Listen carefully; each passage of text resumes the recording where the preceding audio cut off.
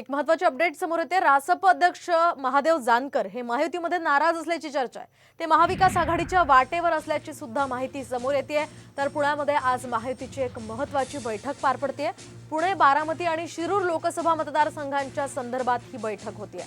भाजप, शिवसेना, राष्ट्रवादी यांच्यासह महायुतीतील सर्वच घटक पक्ष या बैठकीला उपस्थित राहणार आहेत। मात्र महादेव जानकर यांच्या राष्ट्रीय समाज पक्षाला या बैठकीचं निमंत्रणच देण्यात आलं नाहीये। त्यामुळे महादेव जानकर वेगळा निर्णय घेण्याच्या तयारीत असल्याच्या चर्चांना उधाण आलेलं आहे आणि या चर्चांना आणखीनच हवा मिळाली आहे।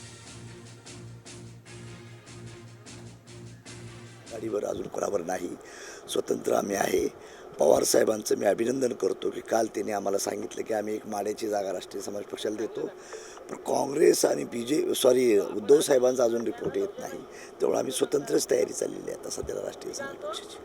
नाही, आजच्या बैठकीचं काही निमंत्रण दोघांचंही नाही, मला कोणाचंच नाही। तिनं बरोबर होतोच ना आम्ही, तिनं काय करायचं केलं अजून ह्या दोन जागा जिथं सुटतील तिथं आम्ही विचार करतो।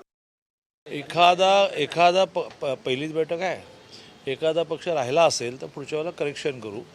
आणि महादेवराव जानकरांच्या बाबतीमध्ये माझ्या माहितीप्रमाणे संदीप खर्डेकरांनी त्याचं स्पष्टीकरण दिलं आहे।